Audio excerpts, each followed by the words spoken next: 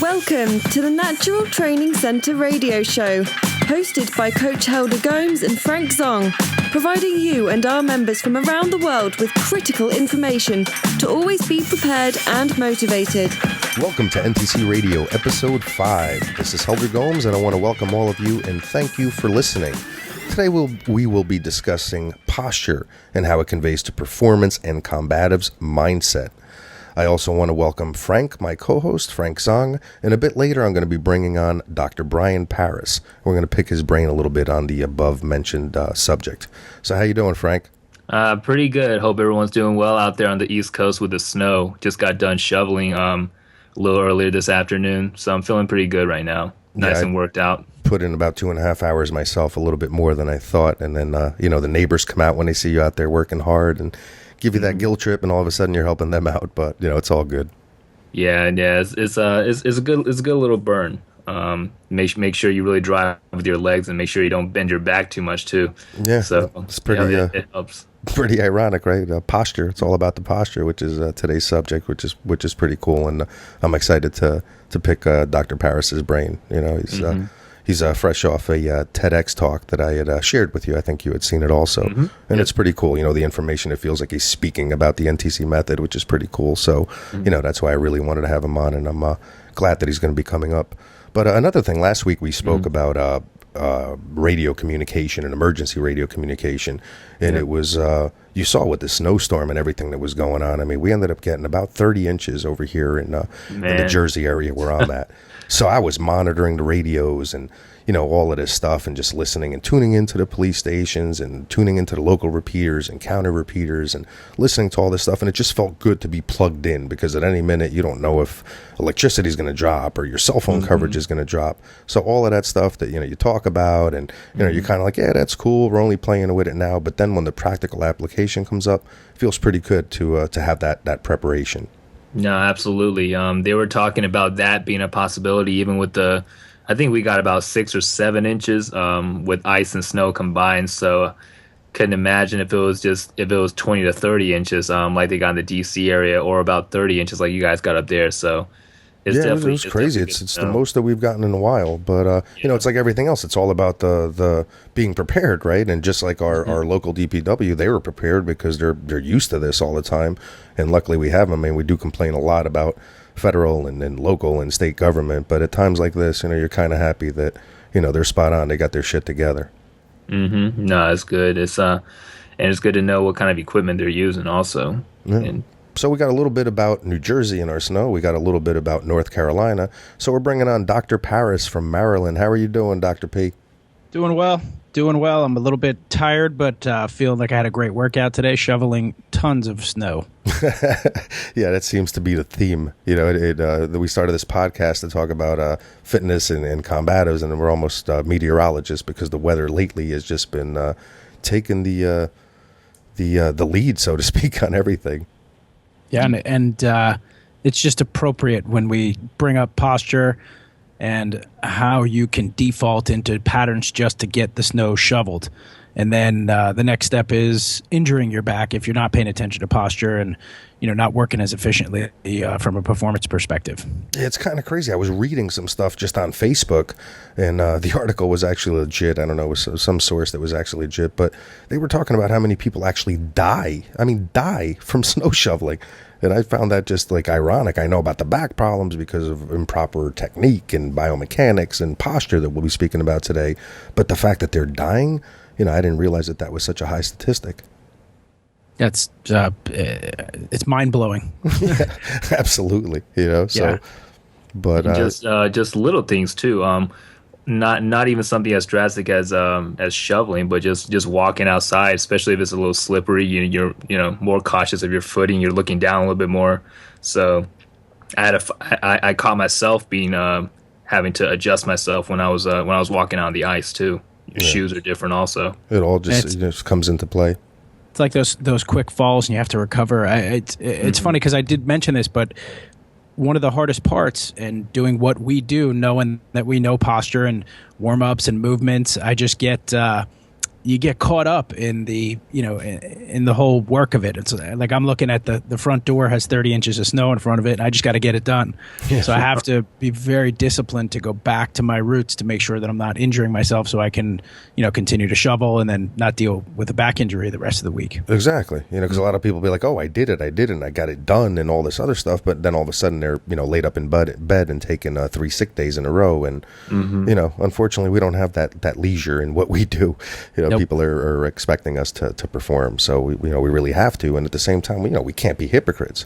It's a lot easier to try to cheese out and round your back and do all these other things. But, for a fact what the repercussions are going to be, so that if anything, that's going to keep you legit.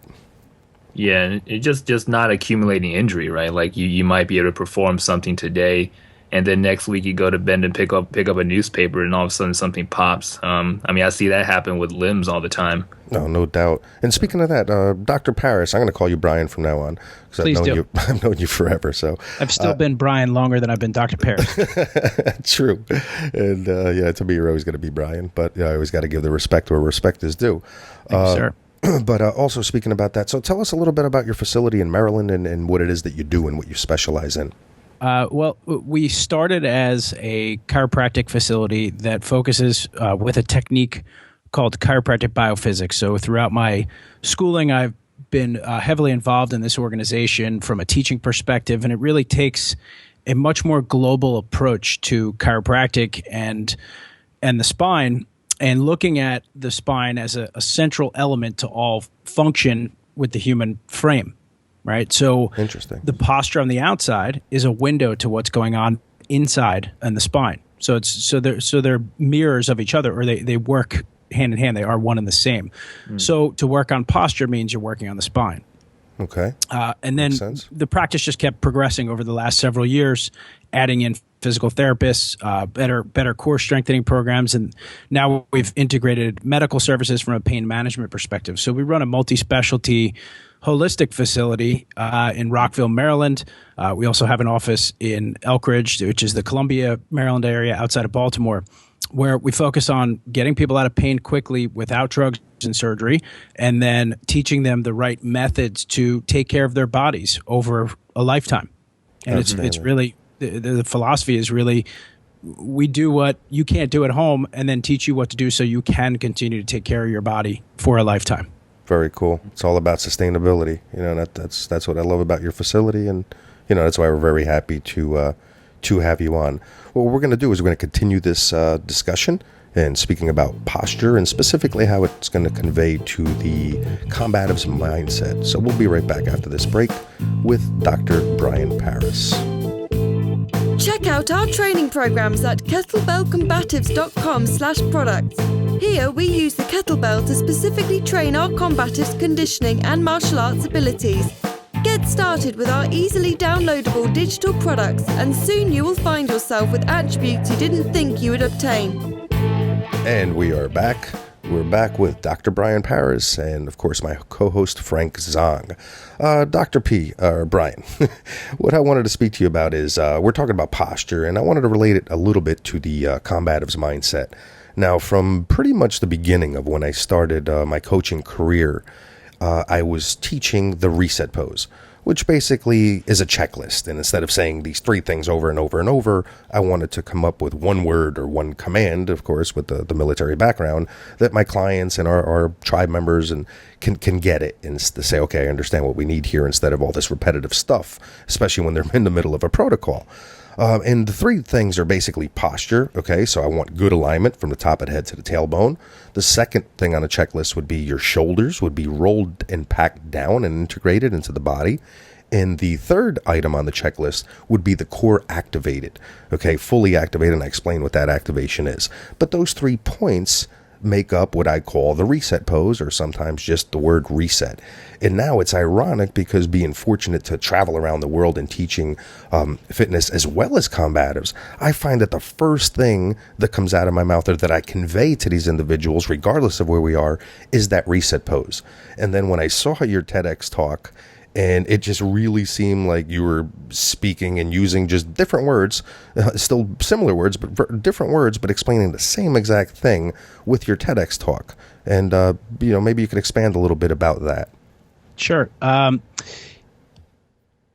Posture is all about balance. And then taking that even further, posture is an element of life, and your life is about balance. When I gave the TED Talk, it was really focused on how to break out of the musculoskeletal, the physical aspect of posture, and then get into the emotional side of life. When you're talking about it from a reset, it can be used from any perspective, because your mind has to be right in order to train, in order to enter a fight, or to just be ready for life. But now, do you feel that if the mind needs to be right, do you feel that the body needs to be right first? I don't. That's a chicken or the egg conversation, right? Mm-hmm. So, it's really interesting, because we could go on for hours about that, on how emotion can drive posture. And think about put yourself in a depressed position and try and smile, and it's almost impossible. Oh, absolutely. Right? If you lower your head and slump down, and that's also a dysfunctional posture for movement. Mm-hmm. I really, the way we study things and the way we've broken down science, it's all about carving things into the smallest elements possible and then seeing how they integrate.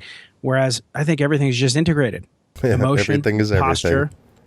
Everything. And when your life is out of balance from a physical perspective because of trauma, or you're holding bad postures or injury, that bucket eventually will overflow, because the posture is asymmetrical and it loads on the tissues improperly. It pulls the ligaments, it pulls tendons, and then that leads to pain, disc degeneration, sciatica, you name it.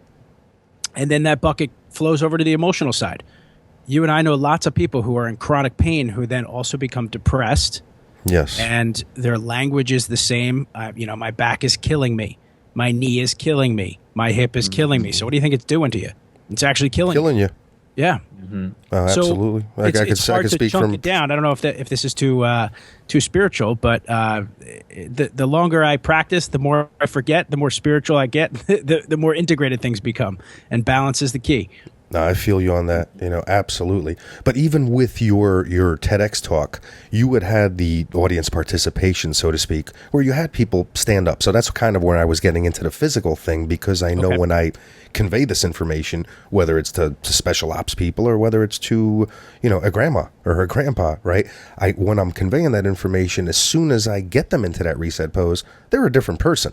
I have a completely different starting point with these people by having them in that, I'm open, I understand, I'm proud, I could accomplish shit now, I'm ready, just by putting them into that reset pose. So that's kind of like all of a sudden it's like, hey, I changed the body, I changed the mind. Yep. Mm-hmm. And you wake it up. Yeah. And it's you're ready to roll, and you're firing off the right muscles too. To tie it back into that physical perspective, you're getting the core ready, you're pulling the shoulders away from the ears, you're packing the neck, you're breathing better. So all of those things are necessary to train and be in the right state and be balanced. Absolutely. And then what you're conveying also, emotionally, right, or spiritually, you're conveying a hell of a lot more confidence in what you're about to do. Whether it's swinging a kettlebell, whether it's a self-defense mechanism, you're just changed your whole perspective of what somebody else on the outside is looking at and seeing. Even though you might still be feeling that, tentativeness or being scared, or that fight or flight, you're still projecting, you still have those antennas out, and not to get into that spiritual thing, but it is what it is, where, that other person's going to feel almost that, I compare it to a club. Back on the day, people would put one of those club security alarms on their steering wheel, so now a thief could break that down, no problem, right? But that thief wants the least path of resistance. So what are they going to do? They're going to see the club. They're going to say, shit, all right, I could do it, but it's going to take me that extra minute. So let me move on to the next easiest process. And I feel that criminals really think the same way, or somebody that wants to, inflict harm. Yeah. Well, I'm a big Mike Tyson fan, not from the criminal perspective, but from his championship perspective, and he won most of his fights. Not as an actor? No, as an actor, I like him too. Me too. But he won most of his fights before he even got in the ring. Yeah. Just from the intimidation factor. Absolutely. And posturing is a huge, huge piece of that. So even, for those of you listening, if you got an important work meeting or an interview, or you have to have a difficult conversation with someone, putting yourself in this reset posture before you enter into that gets your body in the right state of mind, which then leads your mind and your emotions into the right state. Yeah. And I would say, if I may get in there too, with Mike Tyson, physically he also had good posture when he was throwing his punches, and that's I think part of why he was able to get so much leverage and power especially when he threw his hooks. You could see his legs driving his upper body, his entire core just going into the shot, and that's why he was able to get so much speed and power and able to do it continuously, like 5-6 hooks in a row. Yeah, that's outstanding. Good stuff. Well, listen, guys, what we're going to do is take a quick break, and we will be right back to continue our discussion. To get exclusive access to our instructors and members, join our online tribe at naturaltrainingcenter.com/membership. Get your questions answered and interact with the coaches, experienced members, or with people who are just getting started. Start your training in fitness, combatives, and preparedness skills right now without having to set foot in a gym.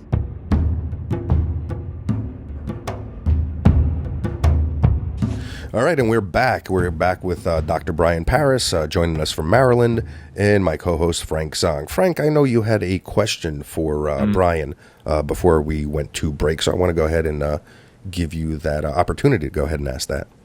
Yeah, Brian. So I was thinking about it from a movement perspective. Is you were talking a lot about how it can affect your mindset to have the correct posture and also your spirit. How would that? But from a physical perspective, how would you adjust that posture if you had to respond to an emergency? Like you're walking down the street and all of a sudden a car pulls out and you have to respond, or even in a combative situation if you have to deal with even a training partner, for example. Well, because I think Frank, you can split posture up into a couple different ideas. Mm-hmm. Meaning, posture, when I initially think of it, is a static starting position.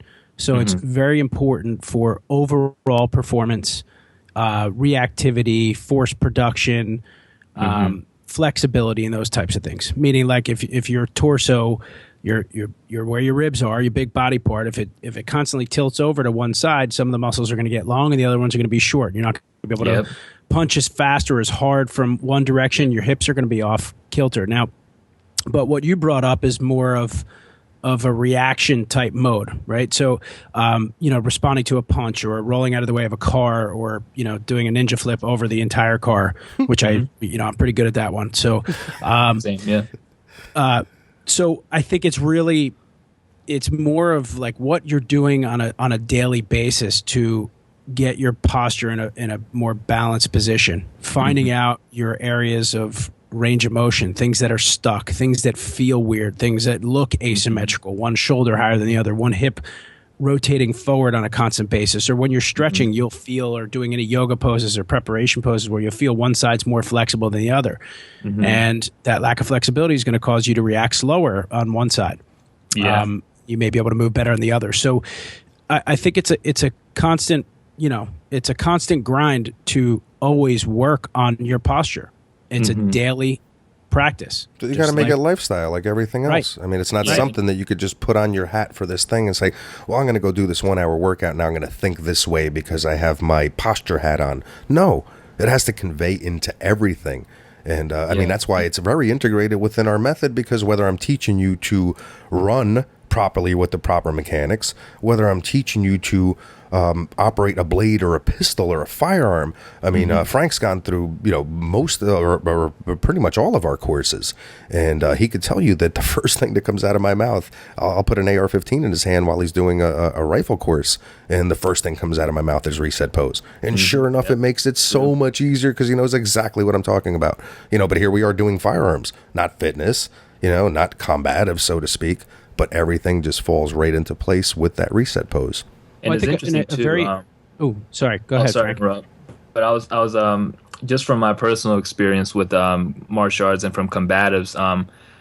When you do one thing to one side a lot and then you try to do the same thing to the other side, you feel stiffness, lack of flexibility in places that you wouldn't expect, right? Like when I try to throw a hook on one side versus the other side, I feel tightness in my hands or in my hips or a different part of my hip that I don't really even think about as much. It's, again, the way we study things, we look at the, let's take pain, for example. In our practices and methods, we rarely ever treat where the pain is occurring, because it's usually neurologically coming from somewhere else, fascial planes coming from somewhere else. So, I mean, that all makes sense. One thing I wanted to mention with the reset pose, and I think one of the most important things, and I know you teach a lot of this, Helder, is breathing, right? Yes. Especially belly breathing. And I can imagine using firearms, if you're not breathing well, then your body's not relaxed. So every time your shoulders are hiked up to your ears, you're breathing in a much faster and shallower portion. So you're getting less oxygen to your tissues.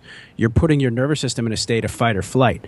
And then, that today's society, from, impending zombie apocalypse to constant Facebook and social media and telephones and things like that, we're always in a fight or flight state. So the reset posture becomes crucial for just life in general, to keep you into that regenerative phase. Because, as we all age, things get old, things get drier, things get less flexible. So hydration, breathing, reset posture. Absolutely. I mean, we're becoming chair-shaped. I mean, I'm not the first one to coin that. I mean, it's all over the place, but we really are becoming chair-shaped because of our lifestyle. We go from the couch to the car to the desk, and without incorporating that reset or good posture into your lifestyle, I mean, you're really setting yourself up for disaster. And we see it. We see as people get older, they're just losing that mobility, that flexibility, that grace almost. And when you see these old school grandmaster martial artists, and they're almost gliding across the floor, as they walk, and they're 90 years old, you know that they're doing something right and something different. Yeah, and from what I've seen too, a lot of those masters, not even 90 years old, like you were saying, Helder, but even 60 versus people that you see every day who might have a stressful job, or they might not be able to train as much as they want if they're a martial artist. You see them start to break down as they get to their 40s or 50s, especially with a lot of the training that most people do. Is a lot of it's jarring the joints, jarring the posture. And probably not doing the compensation exercises to try to realign their body. No, absolutely. I mean, and we're very blessed to have good clientele and good members to work with or whatever. But you got Brian over here. How many patients do you see a month, Brian? On average, a lot. Yeah, good question. Good answer, right? But I know it's up there, and I know you're being modest, right? But the whole thing is, you must see this, and it must drive you crazy. I mean, you've always been very athletic. I've known you, since childhood, and always been an active person. And I mean, not even just your peers, but you might be looking at your peers' children now and their lack of mobility or rigidness. And that's got to drive you crazy. I mean, do you see the world changing, so to speak, and especially from your perspective that works with so many... being a father as well, and having to look at my kids who are addicted to their devices. So, it goes much deeper and wider than just treating one person at a time, because a talk like this that we're having is going to reach someone who has a kid who's constantly have his neck down in flexion, and then the next time he plays football, because his neck curve is in bad shape to begin with, then you're looking at stingers and more serious injuries. That's just one simple example. That's great. We're trying to bring that awareness. That's why I'm happy and very fortunate. We're very fortunate to have you on. But being able to spread this awareness is half the battle. It's an epidemic, man. It really is. I think it's just people have to start paying attention to how this impacts their overall lives. From a performance perspective in school, performance perspective on the field, you name it. It's all related to the postures that you keep on a consistent basis. Wow. And Brian, would you say too that that it can affect a lot of their behavior, like that would also give them a negative lifestyle that could also impact any performance that they might want to do on the football field or even in a gym? Yeah. Okay. And I also look at like the psychological impact too. And how common it is for kids to have depression now, and what these kids look like that are constantly depressed. So I think we need to keep having conversations like this. No, absolutely. I think we need to educate the parents. I mean, we could save that for a whole other episode, but I really feel like so much of it starts in the home, and the things that I see and compared to the way that we were raised and the way that we grew up. I mean, it just, I'm trying to be kind here and not use explicit words, but there's some issues going on, and so much of it, I think, has to do with parenting. Well, I find there's something kind of funny and interesting how we have a friendship for, probably 20-something years or more. And a lot of our friends, directly people that we know and are connected with, are in very similar fields to what we're in. I don't know if it's where we grew up or what we do, but it's the water in Clark, New Jersey. Yeah, it's something in the water, but we're all athletes. We got like CrossFit competitors, orthopedic surgeons, personal trainer to the stars, you name it. I mean, like it's chiropractors, it's athletes, professional athletes. Yeah. It's out there. That's true. You know what I mean? That is really true. But what happened? It's a rhetorical question, but what the hell happened? I don't know. It's the water in the Clark pool. Exactly. Well, can we get their kids to start drinking some of that water? Yeah, totally. Well, we're winding down the episode here, Brian, and I have a couple questions that I normally ask our guests. So if you would allow me a couple minutes here to pick your brain, and very simple questions. And I know you're not expecting any of these questions, but I'm going to ask them anyway. I got a huge smile. I'm ready. Being that it's a combatives-based show, okay, half of our topic is based around combatives. What would be your favorite self-defense weapon or tool?